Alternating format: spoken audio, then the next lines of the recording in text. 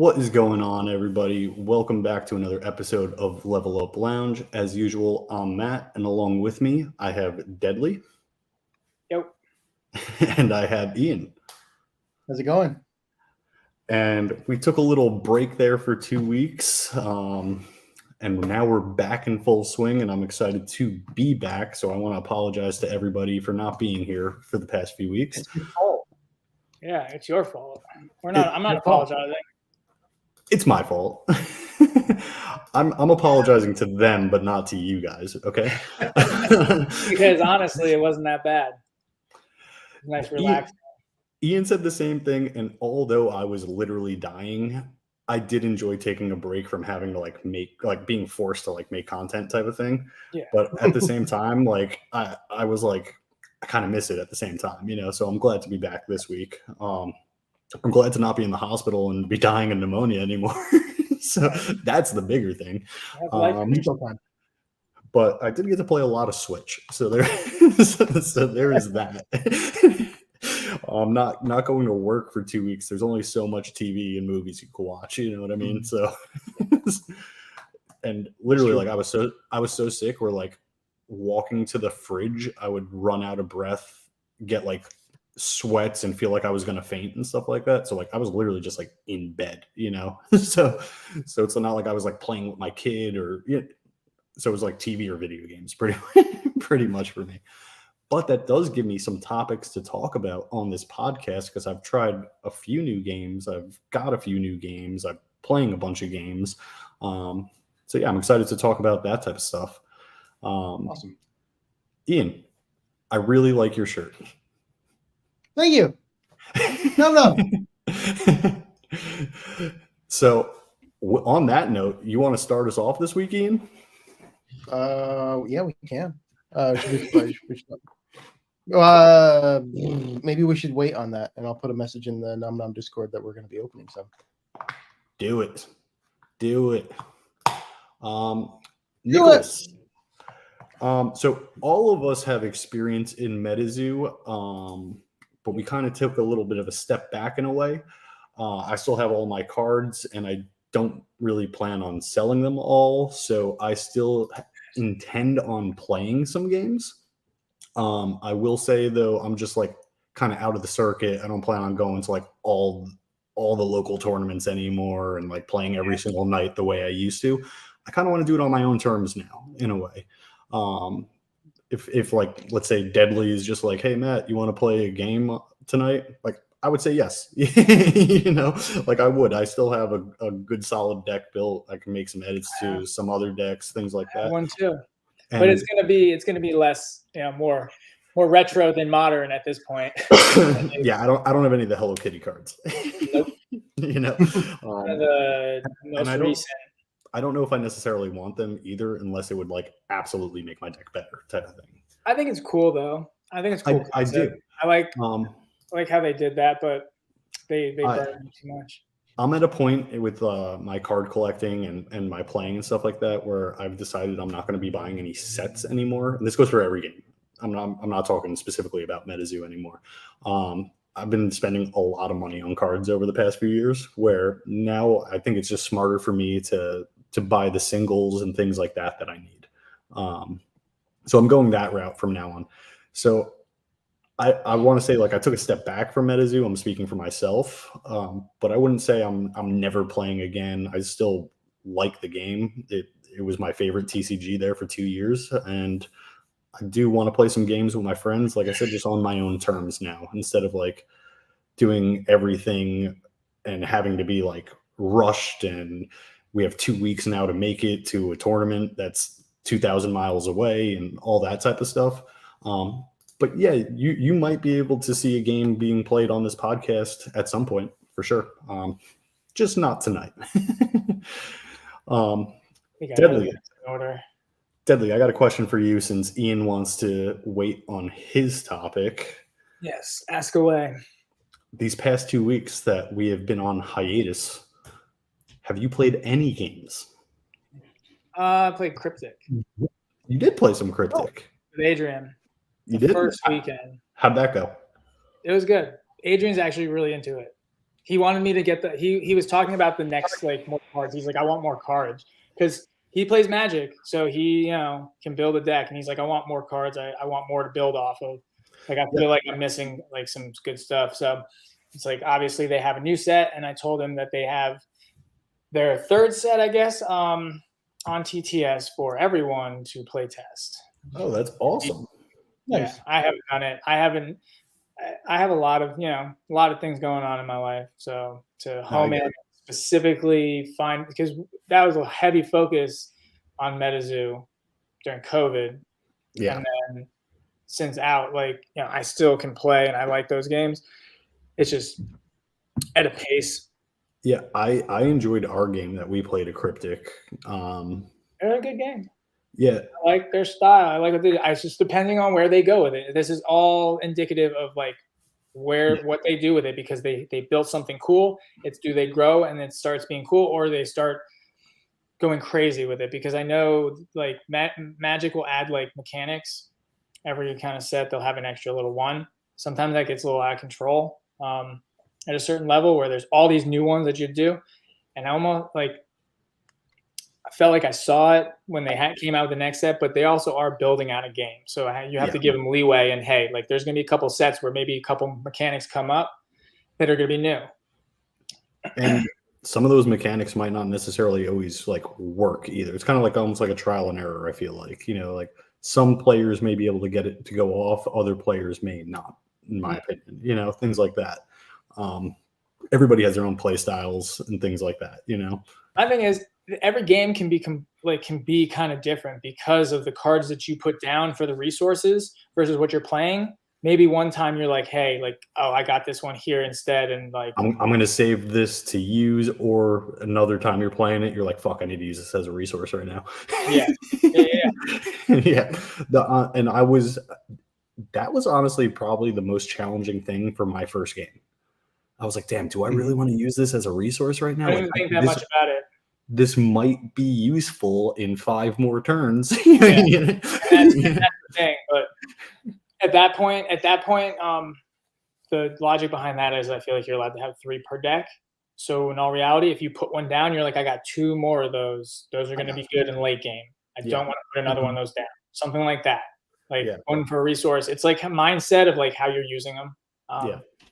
But I haven't played a whole lot, but I was able to play 2 weeks ago, the week we took off, and then last week I didn't play them. I could say though, how you were saying our buddy Adrian had the experience where he wants more cards. Mm-hmm. I only have that starter deck, and then I opened those 3 packs that came with it and stuff. That's what we have. And actually, I have a pretty nice little stack of like whatnot buys, and there was some extra cards, and then I also had another starter deck. I mean, I sent you guys both one. I had 2, or I had 3, gave one to him. I had 2 left for myself, and I opened both of them, ripped the packs, and even looked at the other deck to see if it like matched colors, see if you can mix, because I added stuff to my deck because my deck only had, what was it? 40. 40? 50. Yeah. So I had to add 10 cards. They changed it. That's what happened, though. I think they changed it because when I asked in the Discord, they were like, I was like, hey, what's the max limit? And they were like 50. And then you told me 40. And then Adrian also was like, yo, it says 40. And I was like, no, they told me 50 on Discord. And he's just like, okay, fine. So he's like, well, we have to add 10 cards then. Yeah. So Ian, for your deck, you're gonna have to add 10 cards to it. Which it's not. I don't think it's that hard. No, I was able to do it. Packs. Yeah, I was able to do it, and it worked. I didn't win, but it worked. But after that game, it did make me have that same feeling where I was like, damn, I wish I had more of these cards so I can make like my own deck or make this deck better or whatever. Like, I'm missing mechanics here. So, because we've been playing MetaZoo for so long and just got kind of into some other stuff, and these games aren't fully developed. What I did with Magic was draft. That's all I like doing. I didn't want constructed. I don't want legacy. I don't want any of this other stuff. I want draft because everybody is now just using what they know of the game and what they like, how quickly they can, use their cards and build a deck. So I like that aspect of games. It's almost like testing, your ability at that point. I have a question. Yes. Is Cryptic only format 1v1? I feel like you could play multiple. It's just I don't know if they. I feel like they do. I feel like they do, but maybe it's teammates. Maybe it's 2 against 2. But I'm not sure. Honestly, I have no idea. That's my answer. Gotcha. Because I know we were talking before we started the podcast about Magic. Yes. I believe there are formats of Magic where there's multiple people playing, right? Yeah. And then called like Two-Headed Dragon. Isn't that one that's called what it's called when you play 2 on 2? And then in MetaZoo, there's multiplayer format as well. Did they come up with a name for it? No, it's not like official, but they have where you could play. You know what I mean? Well, do they have specific rules for it? Like they like.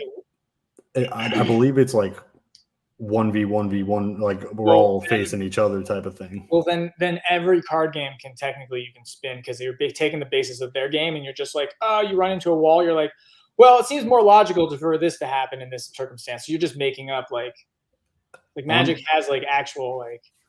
For anybody watching this, we had a previous podcast before this one called Casters. What was it called? I forget now. It was Casters Cryptic Conversations. Cryptic Conversations. That's what it is. And we had a few 3-player games on there, and I very much liked that. I enjoyed playing multiplayer games because you have like politics involved now. It's like, we could both screw over Paul right now. like you do that in everything. So that's why I kind of like. You're right though. You're right. You can do that in Monopoly. Yeah. You can do it in. I mean, technically, not in every game because I feel like dice rolling games, like you can do it when you have the other interactions, like pull cards and stuff like that. But like, let's just say like, sorry, like, what happens there? Like, I guess I could screw somebody over. Sorry. Yeah, but I know, but like, I honestly think Cryptic would be fun playing after just playing the one game. I think it would be cool to play like, the 3 of us together. Yeah. I think it would be a good time, and we'd all have fun doing it. Honestly, it was a good game. I do want to play more of it, actually, Deadly. So I'm down. Hey, let me know. But you actually, Legions of Will. So, the new set just dropped. I was just gonna say that I unfortunately don't be throwing that up. I don't have the funds to get it right now. It might even be already sold out for all I know. They only made. Do you know? Ian's like, I have some. They only made a short print. I think it's more than 66. But I very much like the art in this new set, and they upped their card stock on it too. I don't know. Journey into the Abyss. Journey into the Abyss. They upped the card stock. So yeah, and I remember 333. 333. And I remember telling you, Ian, because I was talking to the creator of the game, Anthony, and he was telling me about how we're upping the card stock, and I told you what it was. It was something like gray. I don't know. They were like colors. And you were like, whoa, that's one step below like professional poker cards that are black or something like that. Yeah, and then literally his follow-up message was, and we plan on going to black by time of like our next set. And they're like, nice. We're gonna keep it at these higher levels of card stock, and we won't go back to like those lower ones, which even the card stock was already great. That's what I was going to say. It was already better than other TCGs that I've played. So these cards are going to be like sturdy. They're going to be nice. They're going to feel good in our hands. And this is the first set where they did up it. It's not the black, like I said, but it's upped compared to the previous sets. I got to show this because now that I see these alt arts, I need to buy a box. They're crazy. The artwork is crazy. I haven't been following. They don't necessarily look like past Legions of Will sets either. Like the artwork looks, they pop. They just really pop. It almost, I don't, there's more color, there's more brightness to it, things like that. But the artwork is crazy on it. So yeah, show off some of this stuff. 66. There's 333 total. This is similar to the art that we're used to here. Well, we got to add it to the stage. Style. There we go. Did I not do that?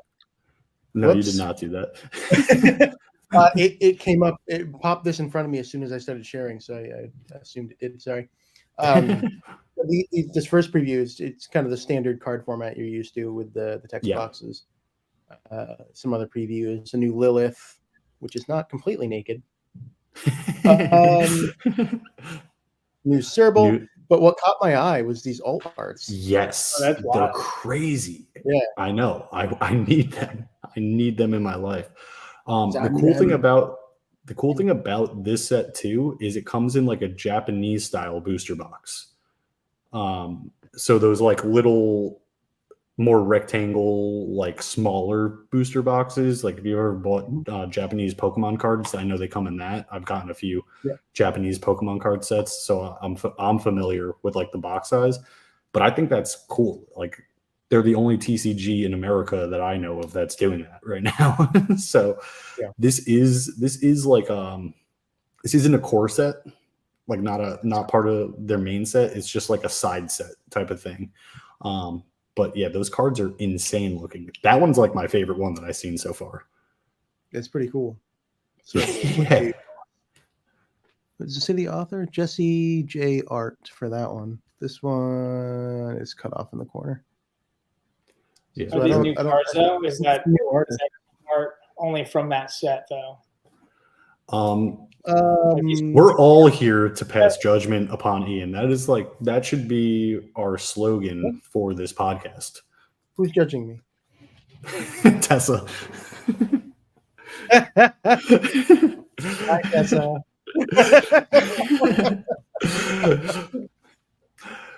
But yeah, this set, like I said, I just unfortunately don't have the funding at the time right now. I got my kid's birthday party in 2 weeks and everything like that I got to pay for right now.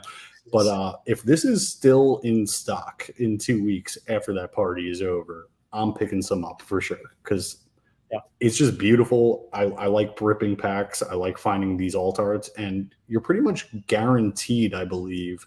Yeah, it says you're guaranteed 2 rare or legendaries, 3 uncommons, 4 commons, so or a secret rare. So your odds of pulling it are greater than some other games.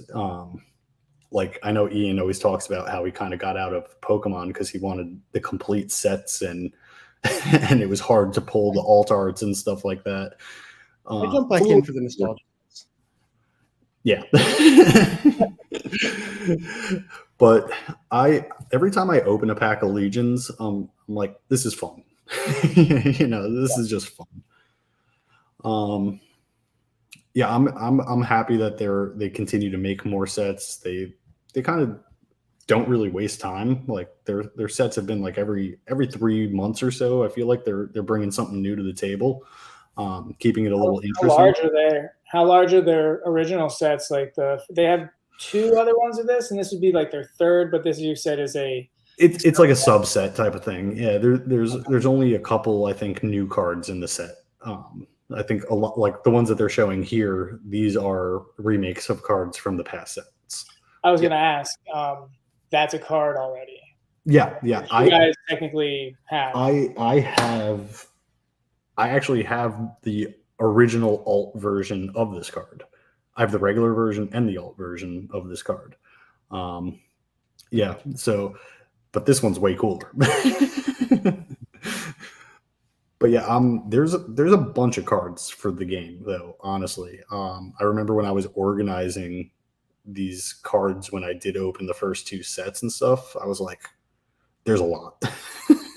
And then when I was building my deck, this was a game that was very hard for me to like choose what I specifically wanted. Mm-hmm. When I was like, I want this card, I want this card, I want this card. I literally had like 120 cards that I had, and now I'm like, all right, now I got to go from these 120 to 40. and I wanted all 120 in there.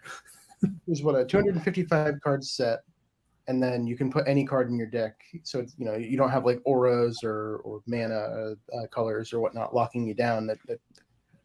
There's a lot to take in, a lot of choices, but also like on this card that's up right now, you could see underneath its name it says Legendary Unit God.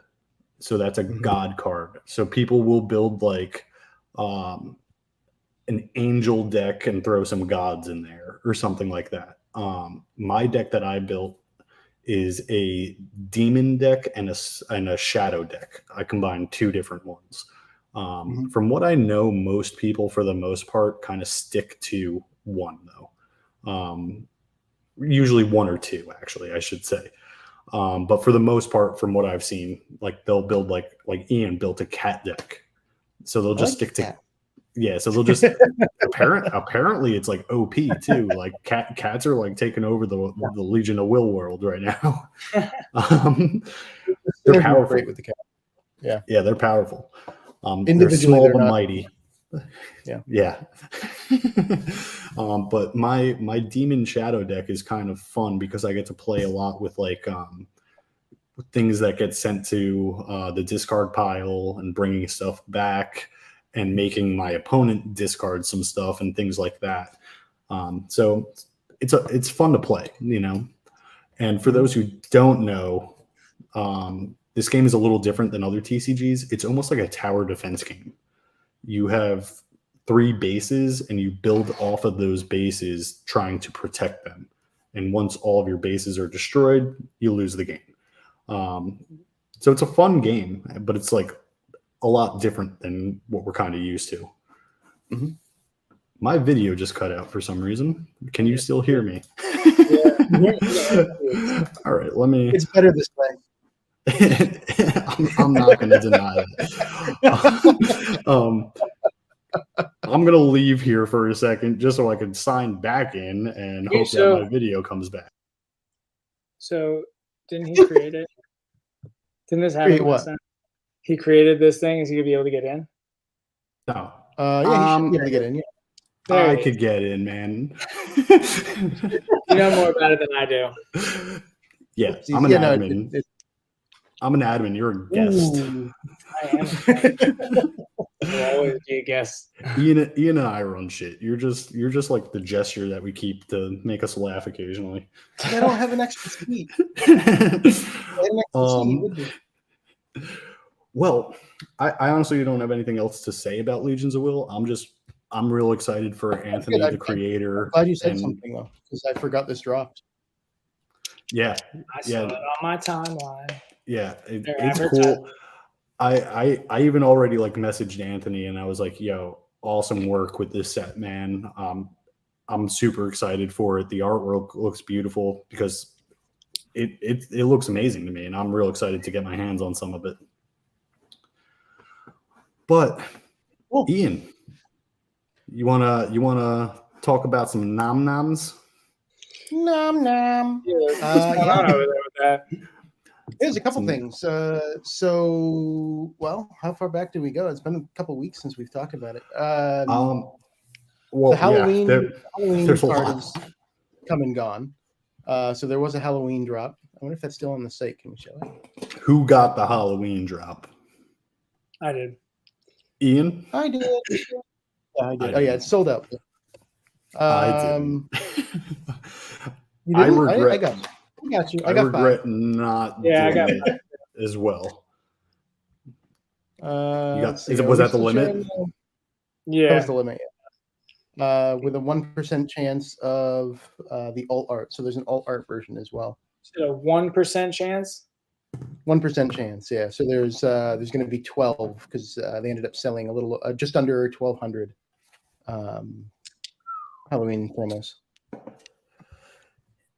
Well, let's see. Is it on the screen? No, you took away the screen. You're the worst. Why is that not working? Well, stop screen. Where's nom? Share screen. Nom nom verse. Oh, because I'm not sharing. I'm sharing a Brave tab instead of an entire window. There we go. Cool. So it was a Halloween promo. Each card was $6.66, which 666. So limit of 5. There's the 12 all arts in total. So if you pull one of those, you are pretty lucky. Yeah. There's also an art contest going on for November. So this is emoji based. I'm going to copy the link this time and put it in. This is emoji based. So there was a poll for a bunch of different emojis, and you can enter into the contest by choosing any number of these and submitting them for the art contest. So how does that actually work? I was a little confused about that, if I'm being honest. You have to pick 2 to 3 emojis. They're like. So that was for this submission, and those have been chosen now. So Shield Goat. Okay, this is actually a good example because there's already one of these in the Discord. Shield Goat and Snowflake, right? So an ice goat with a shield. So somebody had submitted. Maybe it was actually Victor. So they just had to draw a Nomster character based off of those emojis. Yeah, exactly. So this first one here. Okay, for some reason I just wasn't picking up on that. Yeah, so you pick one of these chain of emojis. So lava otter. You can do a lava otter, or a circus bear, or hard as rock pig. Hard as diamond pig. I don't know. There's a lot of ideas. I like the guitar lobster. The guitar lobster, the guitar rock lobster. There's an art contest going on. This image is in the Discord. You can choose a chain of emojis from these 30, submit those, and have a chance for your concept to be used in the base set for Nom Nom. That's pretty cool. That is cool. If I submit something, it will be stick figure art. I'm not the worst with art. I'm not the worst. I'm not the best, but I'm not the worst. Why is that not pasting? Uh-oh. Nothing's working for us tonight, man. And this is the important one. It's Protopack Wave 3. Oh, I did copy image. That's why. Did that drop yet? Did I miss that now too? It did not drop yet, but it relates to the question you asked me earlier, which was about the spicy noodles. The spicy noodles will be part of Protopack Wave 3, which has not dropped yet. So we don't have a date on that, but we do know that it's going to be food-based, and that the pack color for that one is going to be yellow. So Protopack Wave 1 was red, Wave 2 was blue, Wave 3 has a yellow theme. So we're going to see some food. So food is actually going to be pretty awesome in the games. Good way to heal or buff or whatnot your champions. So I haven't even seen this picture yet. This is my first time seeing this picture. I've been out of the loop for a few weeks, but this is my first time seeing this picture. We've seen some pictures in the sneak peek room in the Discord, and I'm actually pretty impressed because it's like you take the Nomsters and you actually cook them up and imagine what they look as food. It's great. I told you this. I really like the spicy noodles. That they showed off that. Yeah, they showed off that artwork for the card, separately from this image, and it caught my eye immediately. I was like, that. Yeah, I was like, that's a cool card. Yeah, this is a good example. You can have 5 in your deck. It costs 2 experience points to play it, to attach it to a champion. And then when you release it or remove it from play, you can heal 3 hearts on self, gaining +1 power until the next rest. So you're healing, you're buffing your champion until your next, basically till the end of turn. I wonder if the sketch that I got from Victor 2 years ago now, or a year and a half ago, whatever the heck it was. Yeah, I wonder if Caparamen's going to be in this set. He's still one of my favorite characters. We haven't seen him in Nom Nom yet. This was still when it was just like Senpai Studios. But I'm still waiting for Commandergeist. Yeah. and I have a pin from another character that was called Lucky Duck. I like my lucky duck too. Oh, I think I've seen that one. Yeah, it's like a blue duck. It has like the number 7 on it somewhere, and like just like number 13 or something like that somewhere for like lucky. Yep. And I've shared this before. I keep that on my fishing bag, hoping that it brings me some luck when I go fishing. All right, so Ian, you're gonna do this. It hasn't worked yet. Wave 2s. What hasn't worked yet? My lucky duck on my fishing bag bringing me luck. Get a pair of card. You gotta get yourself your set of the card. You gotta get level up lounge up here. Yeah, there we go. I was trying to figure that out. There we go. But Wave 2 started arriving this week for people. Somebody actually already pulled the golden fish they announced at 7:30 today. Yeah, one of the 3. So you have the other 2 right there. Right here. Yeah. But I'm excited to get into this. I'm really hoping for a Peanut. Peanut's actually one of my favorite characters that I've seen so far. Which Peanut is not on the pack art, so I can't show you that. But that is a Pathfinder Dino. Now, before you pull this out, I just want to know: is there only 1 card in these packs? There's 3. Ooh, all right. I didn't cut that far enough. I'm really scared to cut the cards. Whenever it's not a full pack of like 10, 12 or whatever cards, I'm always scared to cut it. All right, we're gonna open it this way. Yeah, so there's 3 cards.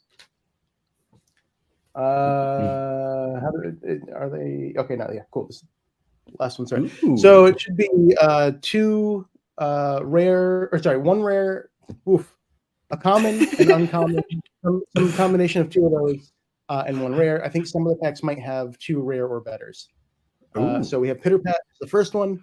I really like this one. This is one of the. I just want to say, yeah, the colors pop on this card. I love how they all are like full art cards too. I just want to say that also. It makes it look so much more aesthetically pleasing to me. You know what's interesting? What's that? So this is Wave 2. The numbering's out of 19. So the numbering is keeping as all of the waves. So this is 11. So this is number 1 in the Wave 2 set. That's pretty interesting. Cool. Right. That is cool. I have a lot to collect. Next up, we have Raccoon. Raccoon. I love Raccoon also. That's cool. Raccoon. Oh. Ooh. Jack That's awesome. So this guy's like, really cool. So he's beefy too, man. Holy crap. I don't remember what purple rare is. cost 3 to drop.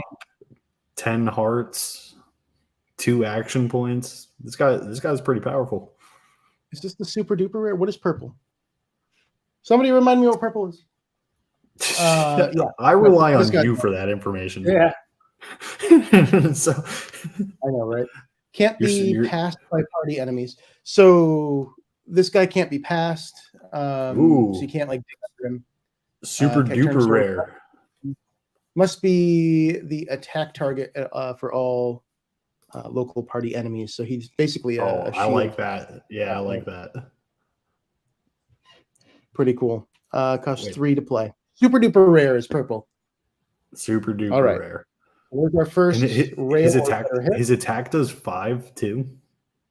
His attack does 5, and he can attack twice. That's in the same. Yeah, this guy's beefy, man. So he's slow. It's hard. I could see that being very playable. All right, pack 2. Ian, when are you going to shuffle these? When are you going to put them in a deck and shuffle them up? Never do that. Oh, I'm so excited. Ooh, Orange Fly. That's cool too. That almost reminds me of like OG Pokemon in a way. I can see that. I've never actually seen this card. So it has flight, 1 cost, so you can get a bunch out in the field. What's that? 8 per deck. Oh, you got lied. You got lied to, Ian. Orange is super duper rare. Purple, it's still super rare, man. That's still a good pull. I'm gonna hold a grudge. We have Televine. Oh, I haven't seen this one yet either. One that was in the Instagram early on. Can I zoom in farther? I can zoom in farther. I definitely missed this one. Let's get closer to those dirty fingernails. Yeah. Reveal the top 4 cards of your deck. Place up to 1 item into your hand, and the rest on the bottom of your deck in any order. So it's a tutor for item. And Gamma Bat. Oh, man. That's cool. That's cool, yeah. Roll a d6. Really cool. If even stun the target. Okay. Stun cards cannot take actions until after their next rest. That's cool. I like that artwork a lot, and the background on it makes it like pop out. Yeah, I'm real upset that I missed these. Both of the waves that have dropped so far, I got on my computer 30 seconds too late. Well, don't be late for the next ones. Did you get the doorway? What's up? Did you get doorway? I haven't gotten nothing yet from Nom Nom. Oh, jeez. Yeah, I'm not happy about it. Okay. Another Televine. And another Cactorn. Cactornosaur. Well, now you got 2 super rares, dude. And now you could throw one in a deck. I'm gonna shuffle these so hard now. I mean, I would shuffle them even if it was my only copies. So I'm built different. Is there any plans for any gameplay to be seen? So didn't they stream? They did. I missed that, which that's on me. But but they only do it in the Discord. There's no record for it. I believe they do plan on doing another stream coming up soon, from what I have heard. Yeah. Cool. So to answer Noah, the doorway packs were rare or better only. There's only 1 card per pack. I believe they were $5 a pack with a limit of 5. They went on sale a couple weeks ago. Yeah, I remember when it happened. Yeah, I'm not sure if we have any update on shipping or anything for that, but it's basically another set pre-Kickstarter that they were doing. So I don't think we've seen a single preview of what's in those yet, but we do know that they are rare or better, so they'll all be hollows. Have we heard any news about the Kickstarter? Or that's just on pause until after all these like little initial promo type sets? Good question. Because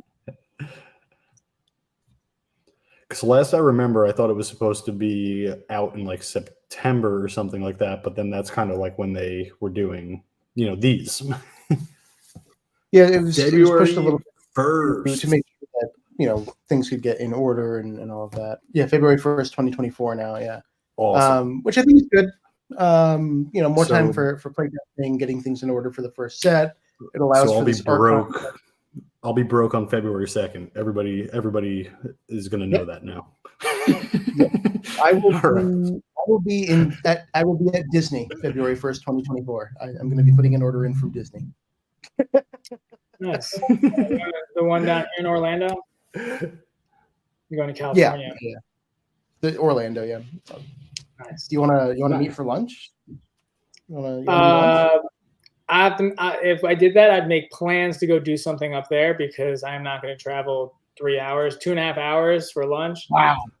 A little bit, but I will try and make some kind of like plan to go up there and see somebody or do something.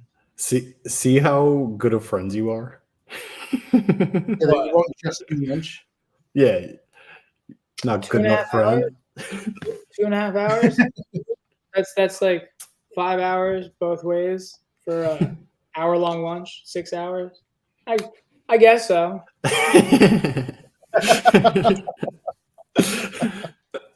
I think you should do it. Do it.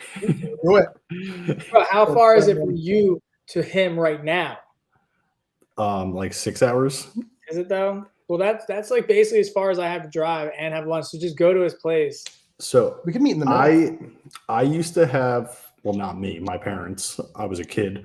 My parents used to have a timeshare in Vermont. Oh shit, that's not what I wanted to do. Oh, we look great. My parents used to have a timeshare in Vermont when we were growing up, where we would go up there and go like skiing, snowboarding in the winter, and then the summertime we would go up there, and they had like the resort that they had the timeshare in had like a bunch of pools and stuff like that, and I would go mountain boarding in the summertime, which is awesome. If you've never gone mountain boarding, highly recommend it. I broke my knee doing it. Don't do that, but it was a lot of fun. And yeah, it took a long time to drive there from Jersey, dude.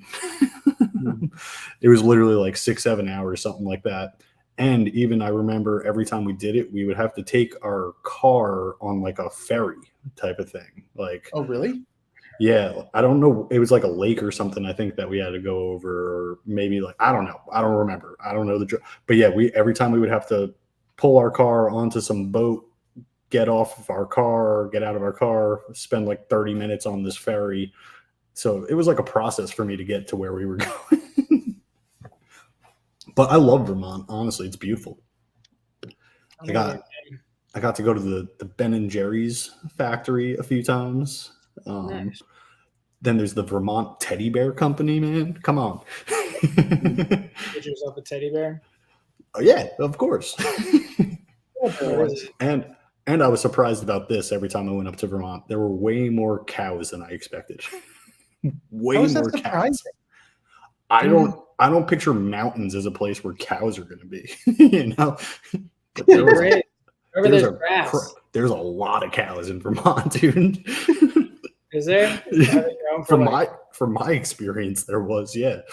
I've never been to Vermont. It's like the one place in the Northeast I never went to. I could tell you the place like that out of the way from everything. The place that be going there. The place that my family used to go to, it still exists and everything, and they've obviously like updated it and kept it, you know, relevant and cool, and new additions, new pools, new water slides, all that stuff. It's called Smuggler's Notch, and it's a lot of fun, man.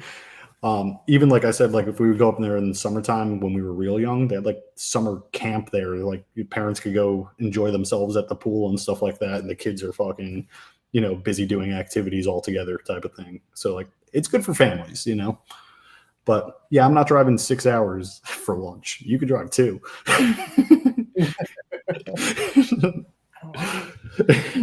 mean, like what? And watch, this is what's going to end up happening. We're going to have lunch in one of the Disney like hotels. Like, you stay in one of the hotels? Like, you know, like what are they called? Like in the park itself type of thing? Yeah, I mean they're like so you can't like, so the parks you have to pay and go through the gate, but like on the outside there's a Disney whatever they call it now. Yeah, I know. I had a friend who like had a hotel at like the Animal Kingdom section, and he was like waking up to like giraffes outside of his window and shit. Right? Yeah, I think they have stuff like that, which is pretty cool actually. I kind of like that idea. Ian, let me ask you this. What's your favorite park in Disney? That's a good question. I know my answer. People judge me based off of my answer too. Oh God, if it's Epcot, I'm gonna kill you. It's Epcot. It's fucking Epcot. Oh God. Epcot's the worst. I love Epcot, dude. I wouldn't say it's the worst one. I love it. No, it's the worst. When's the last time you went? Last time lived down here. Last time I went, I was still able to go on Mission Space. Let's put it that way. So, you're not able to go on Mission Space anymore. It's been closed for like 10 years because like too many people died on it. What? Mission Space is still going on, dude. No, I went on it like 4 years ago. No way. I'm looking this up right now. Way. Yeah, they took the probably Hollywood Studios Tower of Terror down. Oh, it is still open. It closed for a while, but it's back Guardians open of the again. Galaxy. Yeah, it's saying it's back open again. I guess you're right, Ian. But I know it did close down for a while. We didn't forget. People have died on that ride.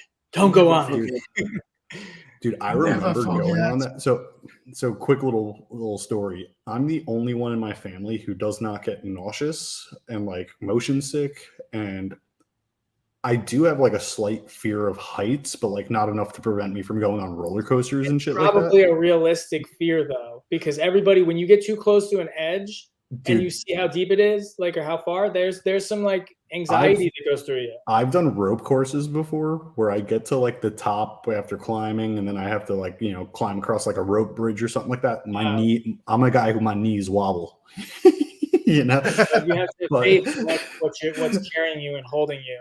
But yeah, I'm the only one in my family who is ever like wanting to go on roller coasters and all these rides and stuff. And the last time my family went to Disney, it just so happened that like local family friends of ours were also taking a trip to Disney as well. So we met up in Epcot, and I was able to go on like Test Track with them, Mission Space with them, and stuff like that. And I was the only one that did these rides in my family. And I remember coming out of Mission Space being like, that was wild. Like my face was like being pulled back and shit. Like I've never experienced anything like that before. I wonder how that what do they call that they do with like astronauts, that like G-force or whatever? Yeah, I guess that's the closest I've ever came to it, you know.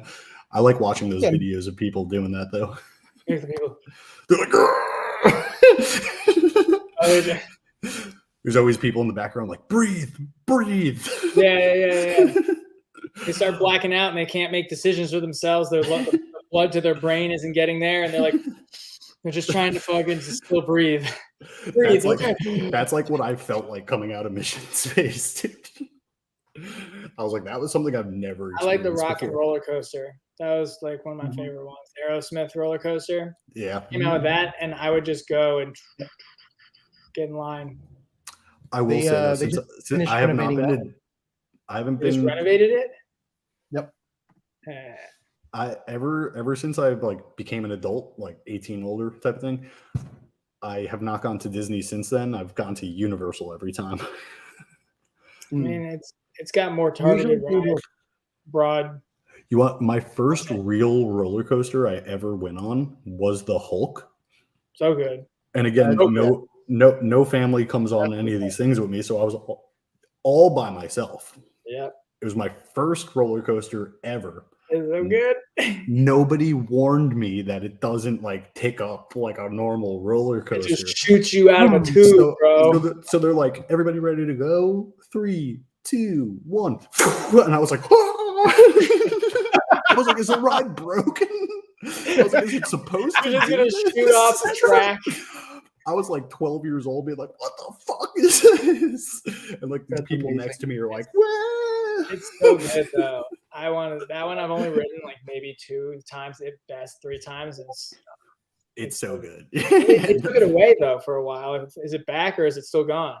Last time I went, it was there, but that was like 4 years ago. It might be gone now, because I remember I like went one time and it wasn't there. It's like replaced by that like stupid like make your own soundtrack one, I think. Like you literally pick a song and you start singing to you while you're on there, and you're just like. I also very much enjoyed the Dueling Dragons in the Harry Potter world. That was a good one too. I rode both of those like 5 times each. Yeah. I'm a little salty though, because you're correct. Like so in like big roller coasters, I can handle those very easily. Like they're smooth, they're good. They take your body, you know, like they consider the body weight and the person and how they're going to move. These carnival ones don't do that. So you're just like, oh my God, my stomach. So that one I actually felt kind of nauseous on at the end of it, because I think your legs are hanging. Yeah. So it's a little bit more like, you know, moving. Dude, anytime I do those too, I have a fear which is so irrational that like my feet are going to hit something. You're like, I'm like, damn, I came close to that. Like I was probably like 5 feet away. It just feels closer than it is, you know. Further than 5 feet. Yeah, probably. Maybe like 8 to 10 feet. My thing that I always have, because I watched all the Final Destination movies, is when were the last time they fucking checked like every screw on these things? I always think about that. Going on any roller coasters when he goes to Disney? My mom used to lie to me and be like, "No, they test it every day before the park opens up. Somebody does a test on all of them." Yeah, and that one test is what set it loose. One test with no people in it. Yeah, it was too light. You need a weight in there. You guys screwed something. Yeah, that's I always have that fear in the back of my head. I'm like, I could die right now, you know. Yeah. That's like I said, 50 years old. You have to have your faith and also be accepting of if it's your time, it's your time. Dude, I mean, it happens though. Did you see that video of the kid who went on that thing where it just like drops you and his thing wasn't secured all the way and stuff like that? He was a hefty boy too. And he just what happened? Flopped. So outside in Orlando. This was in Orlando. Video of somebody dying? It went viral. Yeah, it was South Florida. We're not South Florida, but like it's Florida. So basically Orlando, Buena Vista, wherever, like in downtown area, like not downtown Orlando, but like downtown towards like where you're at Disney, you can go to like this little like area where there's like Ripley's Believe It or Not and all this stuff. They have one of those drop ones where they lift you up and then they drop it and then they lift you back up. They have one of those in the middle, kind of like in a park area. And it's been there for a long, long time. And some hefty guy was in there, young. I was actually like 13-year-old. I think he was really young. Yeah, he was a kid. He was a hefty kid, and they put it in, and he just slipped right under it, out of it at the top, right on the asphalt. And yep. In front of a lot of people. I think it's gone now. Yeah. Yeah. Not good. So those things. On those things, I usually, because I think I have like, you know, I have body strength. I have upper body strength. So when I hold on to them, I'm holding on, but like, you know, enough force and like my hands are not holding on. No. Yeah. You're holding on. Well, switching to a more positive topic. English Foundation. I just very briefly wanted to talk about 2 games that I've been playing. Yes. What are they? I care probably about one of them. You know what both of them are. No, you probably don't care about either one of them, Ian. Honestly. Aw. The first one that I got while I was sick and out of commission was the new Super Mario Wonder. How is it? In my opinion, it's getting a lot of mixed reviews. I will say that. Like that's why we're here to get your opinion. Most people that I've seen very much enjoy the gameplay and everything like that. But the complaints I've been seeing are it's too short and it's easier than people want it to be. Are there different levels that you can set it to or no? No. Did you say the characters like Yoshi's easier because he flies a little bit? So there are a few characters that make the game a little bit easier. I'm gonna get this guy's name wrong. It's something like Nabbit. Okay. That might be it. But Nabbit and then the Yoshis. He almost looks like a rabbit, you know. Looks like a rabbit. Where does the head come from? I've never heard of this character in a Mario game. But and then the Yoshis, and they are considered the easy mode because they don't take any physical damage. So what do you mean? They get hit? Oh, it's like a raving rabbit thing, isn't it? Yeah. So you could get hit by the turtles and like all that stuff, and like it's not going to damage you. The only way you really die is by falling. But the thing that makes it a little bit more balanced is they don't get any of the power-ups. So if you get the flower, you're not going to be shooting fire. Okay. If you get in this game, there's an elephant. You could transform, and it's my favorite new thing, honestly. You're Mario. You started with Mario? Yeah, I use Luigi. Okay. But yeah, when I'm like using Luigi, I could become like an elephant. I could get the fire power up. I could get the normal ones that we're used to, like even like just regular mushroom and stuff like that. There are some other new ones. There's a drill, so you could like drill into the ground or like into like the ceiling, and you could kind of like blend in where like your character is not visible. He's in the ground. It helps out in the levels that it's available in for sure. The elephant one is great because you have a trunk and you could just like, kind of like Yoshi with his tongue, you could just kind of like smack the enemies before getting to them. And then when you go over like a pipe that has water, his trunk could take in the water, and then you could like shoot water at people. You could shoot water at the ground, at like flowers, and like coins will come up and stuff like that. And when he's in elephant form, he's much stronger. So like he could like run through bricks and like break bricks easier and like things like that. I have been loving the game. I don't find it super easy, but I'm not somebody who's like, there's people who like love Mario, play Mario all the time, have played every single Mario that's ever came out, and they play it on repeat. They try to speed run it. They do all running, and also that one where you can make your own. That is where Mario Maker. Yeah. So people have created crazy. That stuff gives me anxiety thinking about how many times you have to hit against the wall to do this, to do that, and it's like, and then you can't even stay where you go, and you have to jump this way. Like that, like is a little too much for me. So yeah, there were crazy maps in that game. So I think people were coming from like experiences like that. Yep. And then the fact that they have so much experience in Mario itself, like they probably ran through it like Sonic. Exactly. Sonic game, just like. But for me, somebody who doesn't play Mario all the time, I usually get them when they come out. I play them like the first few weeks that they're out. I beat them within that time, and then I never pick them up again for the most part. You know what I mean? So for somebody like me, I'm finding it difficult. But each level has a different ranking on it. It goes from like 1 to 5 stars or something like that, and that's its difficulty. Going. Yeah. So you have 5 balls. The 1 star and the 2 star ones, I'm usually able to complete with like no problem. Oh, is that the rating of the actual how hard the level is? Yeah. Okay. It's a difficulty rating. Once it gets to like 3 and 4, I may have some issues. And then I've only played, I think, like one of like the 5-star ones so far, and like I was like cursing at my controller. I had to like. It's all the inexperience, the experience or the eye of the individual who's looking and judging.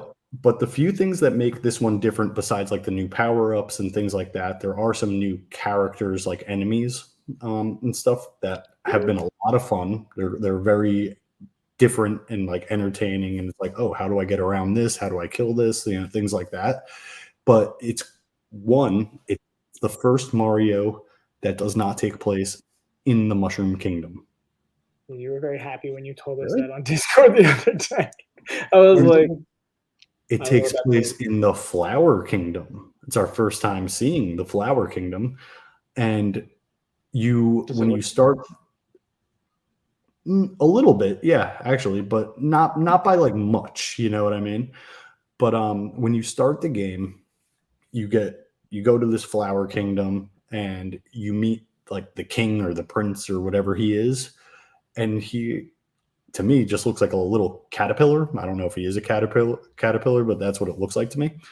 And he basically is with you on your journey throughout the whole game. He like hides out in your hat while you're doing things. So that's the first thing that makes this game stand out, is it's in a different setting and you have the prince of this kingdom that helps you along your journey. The second thing is that you collect these things called badges. And purple things? No. Those are just instead of like stars in this one. Okay. Yep. But you get these badges and they give you a power up that you could use permanently in that map. So like one of them is you get to jump higher. One of them is the first time you fall, it doesn't kill you. It automatically like puts you back up. Another one is like when you're swimming, you're swimming like this, and then all of a sudden you could swim faster. So you could like break through blocks while you're swimming and stuff like that, or like run away from an enemy who's maybe chasing up to you and stuff. There's a lot of different badges that you could collect, and all of them have different purposes. One of them makes you do like how Yoshi could jump and like kind of flutter in the air for a little bit. Like one of them makes Mario be able to do that. So depending on what map you're on, what you're having difficulties with, things like that, you could kind of like assign yourself a badge to kind of help you through that level. So I thought that was kind of cool. It almost makes it feel a little more like RPG-ish in a way. It's like, oh, I could add these stats to my character now and stuff like that. So I very much enjoyed that. But now the whole gimmick of this game, it's called Mario Wonder. There are these things almost every level has called a Wonder Seed.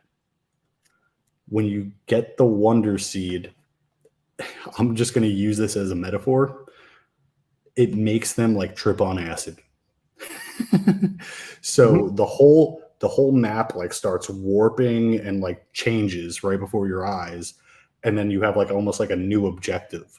It's like instead of just going like, you know, across the screen one way, it's like, oh, now maybe we're going down or something like that. And maybe like the enemies grow like twice the size, and like it's like it literally is like trippy almost. And the only way you get past that is by finding the other Wonder Seed. And then the map goes back to normal and you finish out the map. So it's like fun. It's cool. It's different. The artwork is incredible in it and everything like that. Make like the colors pop and everything. Like literally it looks like when you see like acid trips in a movie or something like that. Like there's just like colors flying everywhere and stuff. And it's fun. And it's also timed. Like you get the Wonder Seed and you maybe have like 2 minutes to like go through this little section and find the other Wonder Seed. Otherwise you miss out. So it's a lot of fun. And have you been playing on handheld or in dock mode mainly? I've been playing both, but I think I honestly, for this game specifically, enjoy it more on my TV. Really? Yeah. Okay. Something I just learned this week, actually, which was upsetting news to me, and I don't even like that I know this now, honestly, is that when you're using the Switch in handheld mode, no matter what, it's 30 frames per second. Even if the game has 60 frames per second capability, when you have it in handheld mode, it's only 30 frames per second. When you dock it, it will bump up to that 60 frames per second. So when I'm playing Mario docked, it just looks better and feels smoother. And I guarantee it has to do with that, you know, the 30 frames per second versus the 60 frames per second. So yeah, when it's on my big screen, you know, TV and everything like that, it looks beautiful, man. Like it's really smooth. It's honestly like flawless in a way. And to me, it's a 2D Mario game too. That's something to point out. It's not like you're just linear. You're going from front to back. Or yeah, front it's not like. It's not like Mario 64. It's not like Mario Odyssey. I like those though. I like those.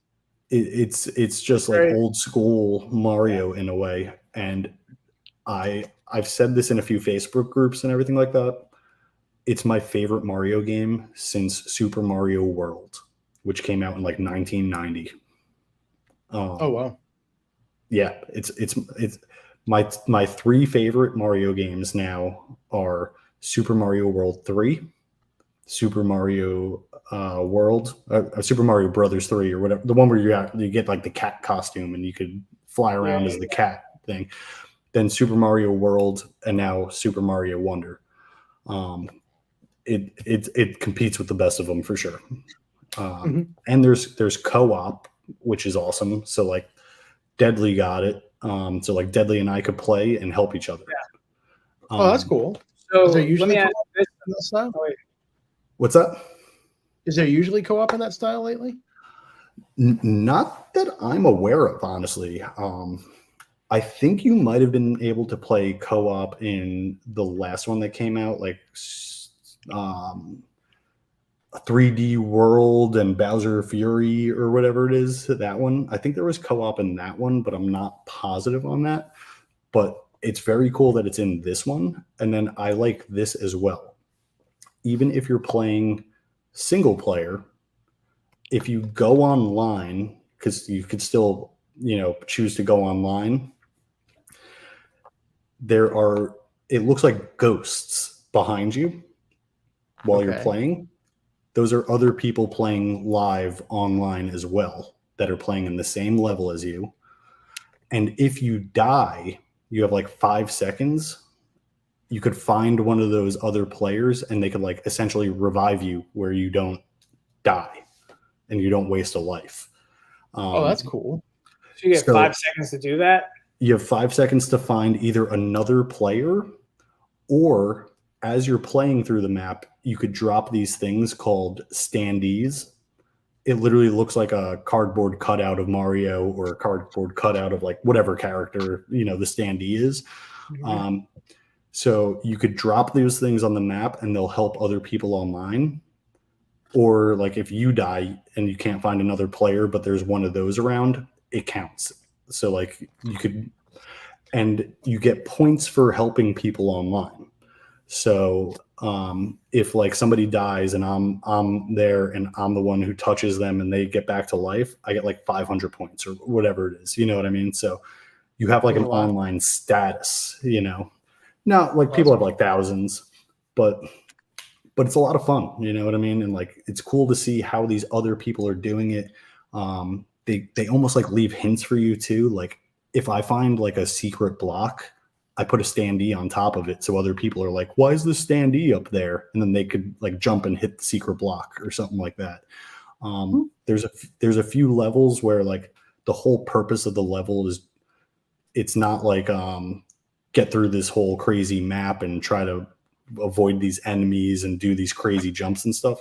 Some of them are just like, hey, this whole map is only hidden blocks and you got to find these hidden things. Mm-hmm. So when you're playing online and you could see those other characters, they kind of help you. It's like, I don't know where to go right now. Let me follow this guy. So it's made my experience just much more enjoyable. And I like those changes that they've made in it. So yeah, to me, it's like a 9 out of 10 game, honestly.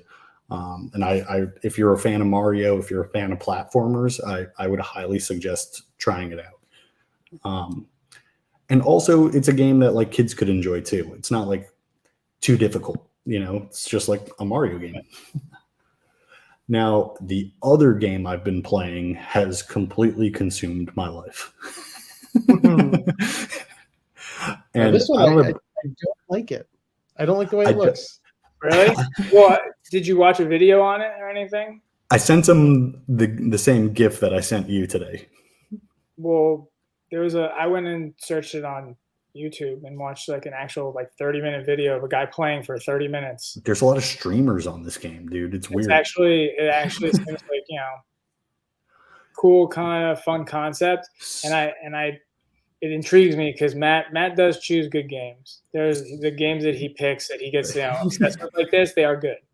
So for those who don't know what we're talking about a game called Vampire Survivors. It's a free game on like mobile for your phone. You can get it in the App Store for free. I believe it's on all platforms. I know for sure people play it on PC a lot. I believe it's on Xbox as well. I'm not positive about PS5 and PS4, but it's on multiple platforms. I've been playing it on Switch. It costs $5 on Switch. Best $5 I've ever spent in my entire life. I was doing research and trying to find a game that I could play when I just want to like relax, when I want to unwind, not really have to focus on like a multiplayer shooter or like, again, Mario doing all like these puzzles and trying to do all these obstacles, or Zelda in like an open world setting, or I just want to like chill, get my mind off of some stuff. I'm stressed out right now. How could I relieve some stress? And I was doing a lot of research on different games, and like everybody, for some reason, when you ask like, hey, what's a cool, relaxing game to play? Everybody's always like Animal Crossing, Stardew Valley. And like, I don't want to play those. Like, those are boring games to me. I did play a lot of Animal Crossing. I'm not going to lie, but like it got boring, It was boring before I even started. So I, again, just started doing research and finding all these different games and stuff.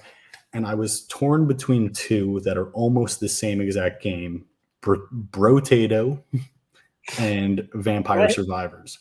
Brotato? Brotato. Truth Truth be told, they're both $5 games, so I ended up purchasing both because I wasn't breaking the bank. I tried them both out, and I just liked Vampire Survivors more. I did a poll in a Reddit group to see people who play that style game which they like more, and it seems like Vampire Survivors came out on top. But how many votes did you get?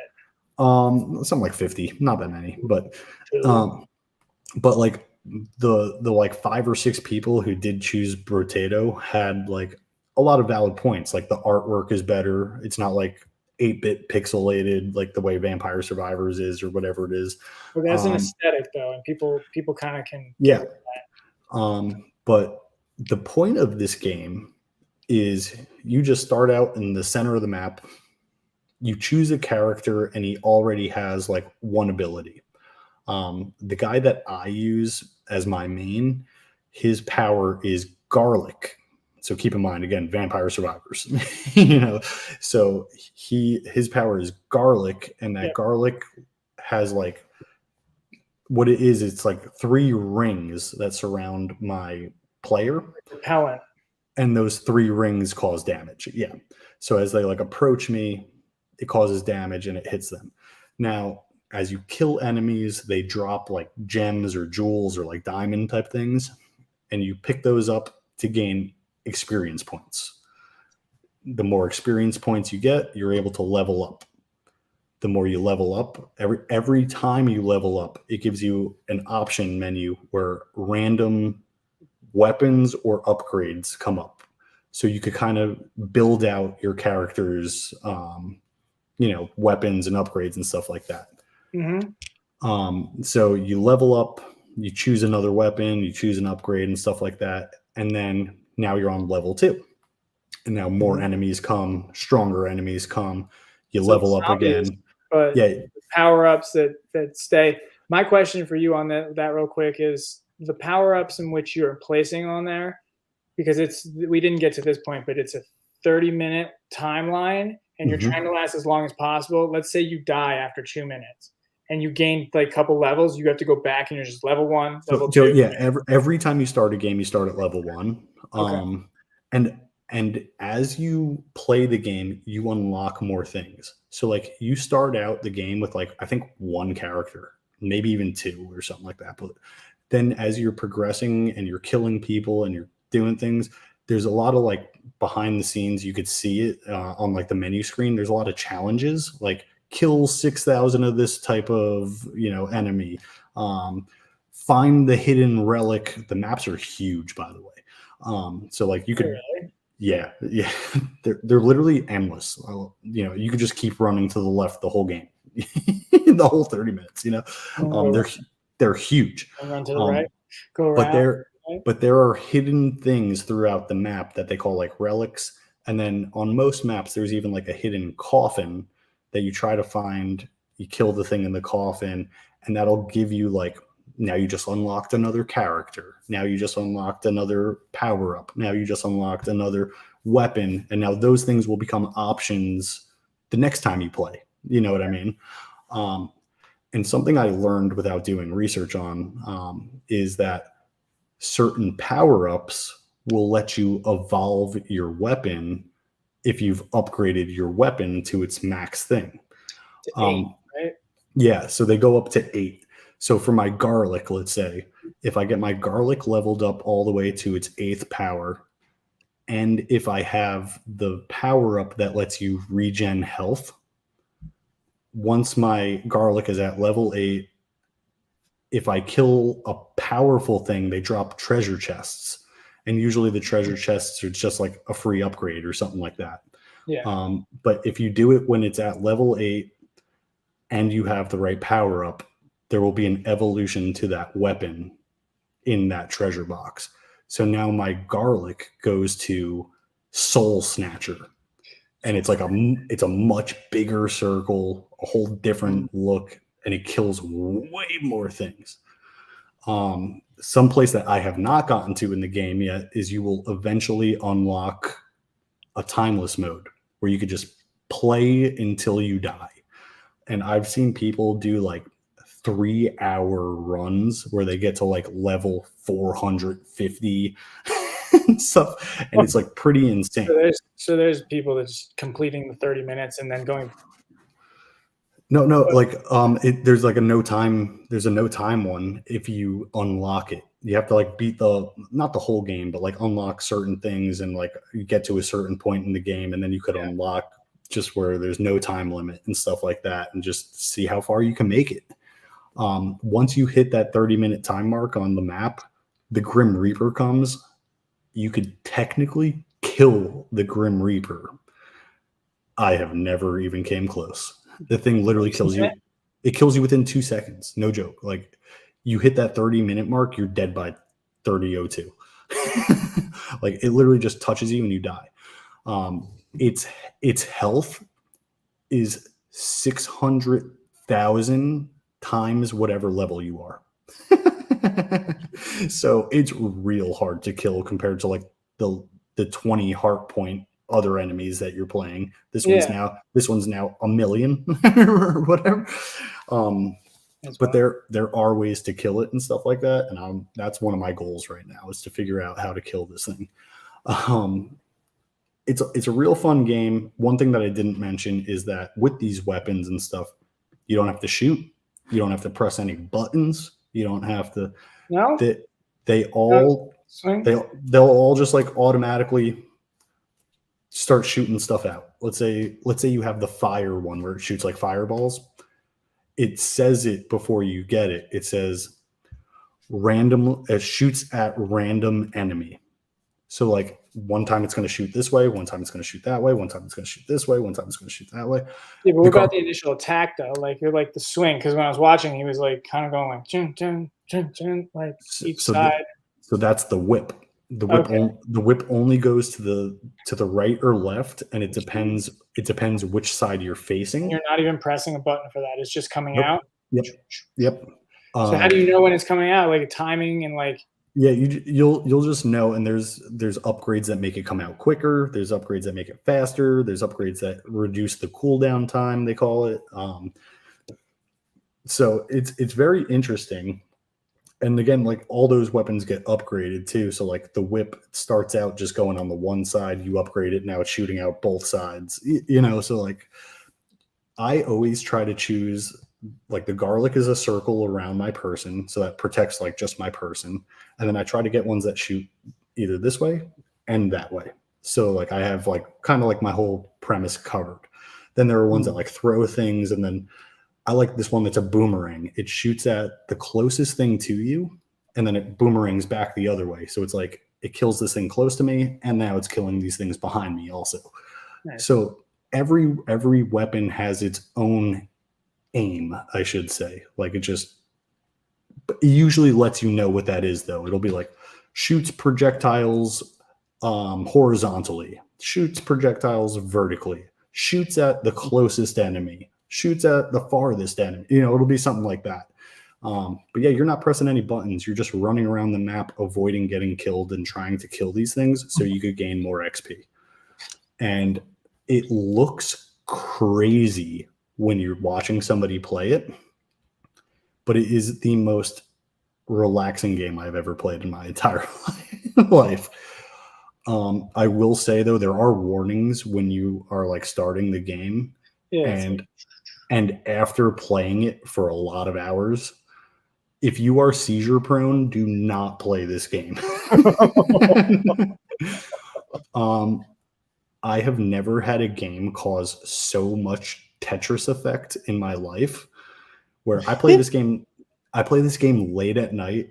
There's so many blinking lights and flashing numbers and da da da da da. And now I turn the game off to try to go to sleep. I close my eyes. It's all I see. Oh no! It's all I see. That's wild. Not like if I close my eyes right now, but like after playing a good session. Yeah. It's like Guitar Hero too, with the like all wavy, stuff. When I'm staring at this one thing that's just doing it over and over and over again. But I have probably, since starting playing this game a week ago, I've probably logged at least 30 hours in this game already. And that's a lot. I won't know how many hours it is. The Switch doesn't tell you your hours until you. They don't tell you. This goes for every game on the Switch. They don't tell you how many hours you've played until the 10th day after you started playing it. So for the first 10 days, it just says like, first played 10 days ago or first played 3 days ago, or it'll say something like played for a while. Then once you hit the 10-day mark, it'll give you the number. I don't know why they do that, but they do. So on Sunday or Saturday, I'll be able to tell people how many hours I've actually logged. I'll be able to see it too. Yeah, you will. I'll go check it out. I'll be like, what is this dude wasting his life doing? But since I've gotten the game, I probably recommended it to like 50 people. I'm like, you got $5, dude? Fucking buy this game, man. Oh, you got $5? I bought $5. But yeah, that's all I kind of have on it. I'm still learning a lot in the game. Like I said, it's very simple at its core, and you could play it how you want to. Like if you just want to kill some time and just kill some things, yeah, you don't have to grind out and try to get to all 30 minutes and unlock all these things. You just try to survive as long as you want or whatever. You know what I mean? But if you're trying to unlock everything and get all the power-ups and get all the characters and stuff like that, it can become grindy, But yeah, I'm very much enjoying my time with it, and it's what I'm going to do when I get off this podcast tonight. Unless you want to play some Mario Wonder, Paul. So I was actually going to let you know, I created, when I bought it, downloaded, I started it, and I picked a character. And after I picked the character, I realized, wait, it was Yoshi. I was like, this is the cheat one. I was like, I'm not doing that. So I deleted it, and then I got distracted. You could switch. You could switch characters in between levels and stuff.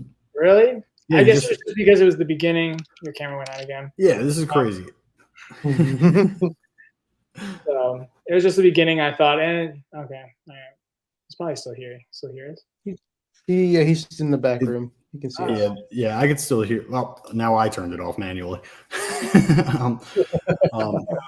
Because it was started so soon, I literally just deleted the file, and then I didn't even play a game yet. So there are some games like sometimes when I log on, I'm like, let me be Mario this time. But 9 out of 10 times I choose Luigi. I've also played with Toad. This annoys me actually. You're allowed to play as like yellow Toad, blue Toad, and green Toad, but red Toad is not fucking available. I want the regular Toad, man. Come on. Is he a supporting character in the game? Not that I've seen. Not that I've seen.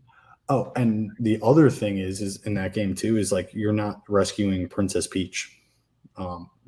Bowser comes in, basically takes all the Wonder Seeds, and now Bowser. This part is stupid to me. Bowser becomes a castle.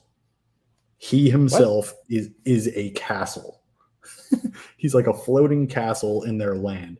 So now you're trying to collect all the Wonder Seeds so that you could get to Bowser and destroy his. I don't know, but you got to play the game. I don't know the concepts. I have so many questions. Yeah, it was a little weird, man. It didn't make much sense to me, but yeah, that's the one bone I have to pick with it. That's why it's a 9 out of 10, not a 10 out of 10. But yeah, Paul, in between, you could just hit the start button, the plus symbol or whatever, and it has a section where you could search courses, which I like too, so you don't have to run all the way back through the map. If you want to you could just fast travel to any course you want. Yeah. And then there's a section that says characters, and you can just switch your character right then and there. Gotcha. Yeah. Well, with that, this episode became longer than I intended. Not that bad. We've had longer. What's new? Yeah, right. Well, Deadly, you have anything you want to say before we close out? Excited for the Nom Nom stuff. I didn't get any of the. I think the first two. first 2 proto packs, the doorway packs. I'm waiting for those, and then I ordered the Halloween, and then I got excited when Ian had mentioned there was going to be a 3rd proto pack. So yeah, if that's It was going to be 4 in total. then I feel like I didn't miss out. So now I can actually get some of the starting packs, because I felt like the doorway pack was a little different than the originals. And then this one that we just got, the Halloween, is like a single promo, right? It's all the same card except for 12 cards. Yeah. So I'm gonna have 5. Yeah. So it's something to look forward to. I'm hoping I could get the drop this time too. Hey, Matt, dude, I'm telling you, it's super cheap. It's $6. No, It's $5. no. You don't have to buy 5 like us. No. The proto packs I tried to get, I just didn't. Oh, you just missed. Yeah. Okay. Well, I have maxed out on both, so I got you. And Ian even reminded me on the second one. It's just I didn't have my phone on me when he did remind me, which was 100% my fault, obviously. So I saw my phone. I was like, fuck, Ian messaged me 2 minutes ago. And I got on and it was too late. You have backups here. Yep. Ian, you got any last words? No. Support Make-A-Wish. Nom Nom. And good night. You got any content coming out for us? Nope. All right. I have no plans in the near future to do content other than that. This is his content. So this is the content. All I like to say to everybody is that we have a Discord channel. If you're not a member of our Discord, please join. There is a link in the description, and there's a link on our YouTube page, just on like our main page there, or you could get to our Discord. We'd love to hear from you. We'd love to have you involved in our communities. We have a chat for all different TCGs. We have a chat for all different video game consoles and stuff like that. There's even a channel for like board games and stuff like that. We have, areas where you could play games with people. It's a good time in there. So if you're not a member of our Discord, please feel free to join. If you guys want to see us cover anything content related, you could let us know on this video or in the Discord. We're always looking for suggestions and new games to play, and we'd love to hear from all of you. And with that, I just appreciate everybody watching, and we hope you have a great week, and we will catch you next week. Have a good one, guys.